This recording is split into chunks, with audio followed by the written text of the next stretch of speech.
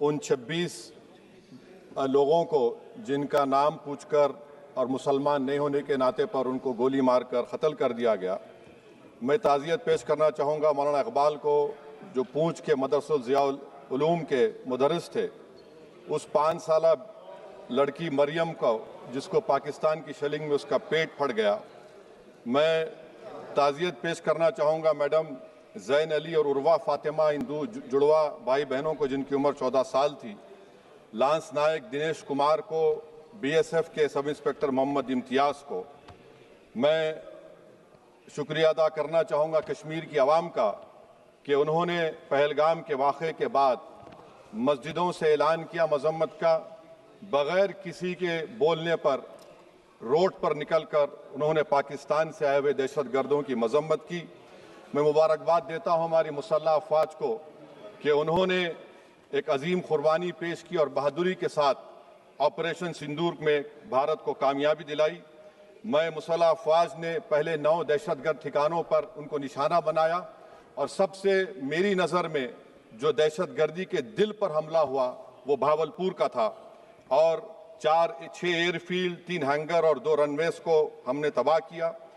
बाद में ऑपरेशन सिंदूर की कामयाबी की एक अहम वजह यह थी मैडम कि मुल्क में इत्तेहाद और इत्तेफाक पैदा हो गया था, एक यूफोरिया पैदा हो गया था, मगर अफसोस कि हुकूमत ने उसका फ़ायदा नहीं उठाया। मैं आज भी कह रहा हूँ, जिम्मेदारी के साथ कह रहा हूँ कि पाकिस्तानी फ़ौज, पाकिस्तान की ISI, पाकिस्तान का डीप स्टेट, उनका हयाती मकसद ये है कि हमेशा भारत को कमज़ोर किया जाए और अगर हमको इन ताकतों को कमज़ोर करना है तो देश में इत्तेहाद और इत्तेफाक को बरकरार रखना पड़ेगा। अगर हम बुलडोज़र के ज़रिए या फिर लिसानी जबर के ज़रिए या मजहबी फ़िरक़ा परस्ती के ज़रिए अक़लियतों को निशाना बनाएंगे तो हम खुदा ना खास्ता उन पड़ोसी मुल्क के दहशतगर्द तंजीमों को कहीं कामयाब ना हो जाए। मैडम, मैं आपके सामने ये भी कहना चाहूँगा कि इत्तेहाद और इत्तेफाक इस मुल्क में जब मजबूत होगा तो हमको बैनुल-अक़वामी सतह पर दिखाने की ज़रूरत नहीं पड़ेगी। मैं आपकी तरफ से हुकूमत से चंद सवालात करना चाहूँगा कि वज़ीर आज़म ने कहा कि खून और पानी एक साथ नहीं बह सकते, आतंकवाद और बातचीत एक साथ नहीं हो सकती। तो मेरा सवाल आपके ज़रिए से वज़ीर आज़म और हुकूमत से ये है, फिर जिन इंसानों को बैसारा की वादी में मारा गया था, क्या आपका ज़मीर इस बात की इजाज़त देता है कि आप ट्रेड बंद कर दिए, पाकिस्तान का एयरक्राफ्ट हमारे एयर स्पेस में नहीं आ सकता, उनकी कश्ती हमारे पानी में नहीं आ सकती, ट्रेड खत्म हो चुका है डायरेक्ट इनडायरेक्टेड, आपका ज़मीर जिंदा क्यों नहीं है? किस सूरत से आप पाकिस्तान से क्रिकेट मैच खेलेंगे जब हम पानी नहीं दे रहे हैं? 80% पानी पाकिस्तान का हम रोक रहे हैं, ये कहकर के पानी और खून नहीं बहेगा, आप क्रिकेट मैच खेलेंगे? मैडम, मेरा ज़मीर तो गवारा नहीं करता कि मैं उस मैच को देखूंगा। क्या इस हुकूमत में इतनी हिम्मत है कि उन 25 मरने वालों को फोन करके कहे कि देखो हमने ऑपरेशन सिंदूर में बदला ले लिया, अब तुम पाकिस्तान का मैच देखो?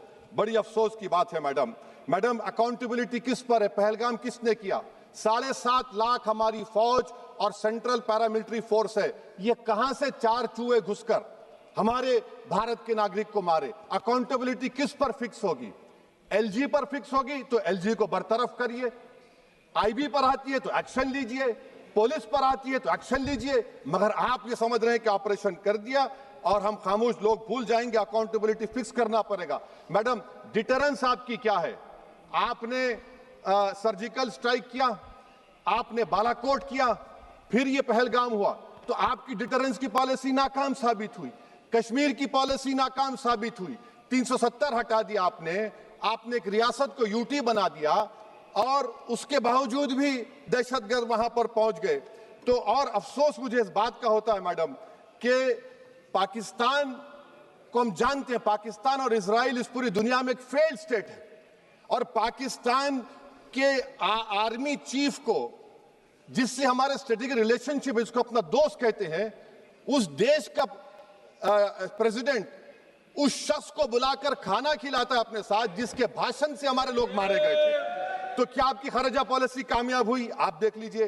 अच्छा, हमारे देश में एक ऐसी तंजीम है जिसका वजूद नफरत की बुनियाद पर और मजहबी अज़बियत को फैलाने के लिए बनाया गया। उनको तकलीफ है सेकुलरिज्म से, सोशलिज्म से, मगर हमारे संविधान के प्रियम्बल में लफ्ज सॉवरेन है। सॉवरेन का मतलब यह है कि हम खुद मुख्तार हैं, हम हाकिम आला हैं, हम अपने मुल्क के मुकद्दर का फैसला करेंगे। एक गोरा व्हाइट हाउस में बैठकर भारत की सीज फायर का ऐलान करेगा? यह आपका नेशनलिज्म है? अफसोस होता है मुझे सर। मैडम मैं आपसे पूछना चाह रहा हूं कि अगर एक चचा सैम ऐलान कर रहे हैं तो हमारी फौज पर क्या असर पड़ा होगा? हमारे उन पायलटों पर क्या असर पड़ेगा जो नहीं मालूम कितनी ऊपर आसमानों पर भारत की हिफाजत कर रहे हैं? वो नेवी का सिपाही जो समंदर में खड़ा हुआ है, उसको यह नहीं मालूम हो रहा है कि मेरा प्रधानमंत्री ऐलान नहीं किया, एक गोरे ने ऐलान किया। बड़ा ये आपके कैसा होगा ये? मैडम, मेरा सवाल हुकूमत से यह भी है कि हम कोई एडवर्सेरियल कंट्री नहीं है अमेरिका के लिए, हम दोस्त हैं, स्ट्रेटेजिक रिलेशनशिप है। क्या क्या एग्रीमेंट हमने साइन नहीं किया, तो क्या ये दोस्ती निभा रहे हैं? मैडम, मैं हिस्टोरिकल एग्जांपल दे रहा हूं। क्रुश्चेव और टीटो, क्रुश्चेव ने दबाव डाला, टीटो ने कहा मैं नहीं मानता, मैं नैम ज्वाइन करूंगा। मैडम, फ्रांस और यूएसए, डिगोल को जब यूएसए ने दबाव डाला तो डिगोल ने कहा कि तुम दोस्त हो मगर हमारी खारिजा पॉलिसी आजाद ना है। मैडम, वहीं पर आप देखिए गुजराल साहब, जिसको कहते सबसे कमजोर थे, वजीर आजम थे, उन्होंने बहादुरी का मजारा कि रिफूलिंग करने नहीं दिया। वियतनाम 20 साल यूएसए लड़ा मगर झुका नहीं, और हम उनको बोल भी नहीं पा रहे, हम तो कोई दुश्मन मुल्क तो नहीं है अमेरिका के, ये आपको समझने की जरूरत है। और मैडम, यहां पर वजीर खारजा ने कहा वो चीन गए, डिप्टी चीफ ऑफ स्टाफ ने कहा कि चीन के इक्विपमेंट एक लाइफ लैब था हमारे उनके लिए। क्या आपने कहा चीन को कि तुमने क्यों दिया पाकिस्तान को हथियार?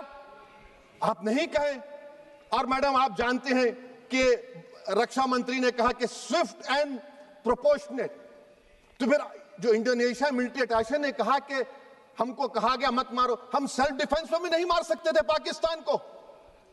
और अगर आप ट्रंप के बयान को गलत कह रहे हैं कि 5 एयरक्राफ्ट नहीं गिरे, मैं यकीन करता हूं आपकी बात का। आप हमारे पायलट्स को कमेंट करिए ना, हमारे पायलट्स को कमेंट करिए कि हम अपने पायलट्स की तारीफ करते हैं, आप वो भी नहीं करना चाहते। मैं हुकूमत से जानना चाहता हूं मैडम कि क्या फ्रांस ने हमको सोर्स कोड नहीं दिया जिसकी वजह से हमारे एयरक्राफ्ट को क्या नुकसान हुआ? अब मुस्तकबिल में आप हथियार खरीदेंगे तो क्या आप सोर्स कोड हासिल करेंगे? और मैडम, मैं आपको बताना चाह रहा हूं, मेरे सवाल का जवाब हुकूमत दे। हमारे पास सैंक्शन जो स्क्वाड्रन है 42 है, 60 साल के बाद सिर्फ 29 काम कर रहे हैं। पाकिस्तान के पास 25 हैं, चीन के पास 50 से ज्यादा हैं। 11 साल से आप सरकार में हैं, सबमरीन नहीं है, थर्ड एयरक्राफ्ट कैरियर कहां पर है आप बताइए। और मैडम, FATF में लाना पड़ेगा आपको। अगर आप विश्व गुरु हैं तो हम आपको चैलेंज कर रहे हैं, आप G7 के कंट्रीज को, GCC को और चचा सैम को राजी कराइए कि पाकिस्तान को, मैडम खत्म कर रहा हूं, FATF में दोबारा लाया जाए। मैडम, ऑल पार्टी मीटिंग हुई, देखिए कितना कॉन्ट्रडिक्शन है केंद्र सरकार में और स्टेट सरकार में। ऑल पार्टी मीटिंग में मैं था, केंद्र सरकार ने कहा कि नहीं, बैसारन मिडोस पर तो कोई जा ही नहीं सकता, जून से पहले इजाजत लेना पड़ेगा। बाद में हमको मालूम हुआ कि साल भर खुला रहता मिडोस सिवाय बारिश और स्नो के। ये कॉन्ट्रडिक्शन है केंद्र सरकार में। वहां पे मैं हुकूमत से मुतालबा करता हूं मैडम आपके जरिए से कि कौमी सिक्योरिटी को, नेशनल सिक्योरिटी को, खारिजा पॉलिसी को, फॉरेन पॉलिसी को राजनीति का मुद्दा मत बनाइए, राजनीति का मुद्दा मत बनाइए। ये हमारे मुल्क में मुफाद होगा, हमारे मुल्क के इत्तेहाद और एकजुटती को आप एक वोट का जरिया मत बनाइए। और मैं एक आखिरी बात पूछ रहा हूं मैडम, क्या चीन ने हमसे कहा था कि सीज फायर कर लो? और कैसे पाकिस्तान ने हमारे पायलट्स की बातों को सुना कि हमारा कम्युनिकेशन एनक्रिप्ट नहीं है? मैडम, आखिर में मैं अपने शेर से इस अपनी बात को खत्म करूंगा कि अपने ही हाथों से सर अपना कटाना है हमें, मादर हिंद पे भेंट चढ़ाना है हमें। किस तरह मरते हैं एहरारे वतन भारत पर, यह तमाशा है जो दुनिया को दिखाना है हमें। ये मैं भारत की उस बहादुर फौज के नाम पे करता हूं, मुसल्ह फौज के नाम पे करता हूं। ये शेर कहने वाला कोई बीजेपी का नहीं था, ये शेर कहने वाले का नाम शेर था, शहीद अशफाकुल्लाह। मैं फिर से हुकूमत से कह रहा हूं, पाकिस्तान टेररिज्म करेगा। आप तैयार हो जाइए। आप चीन से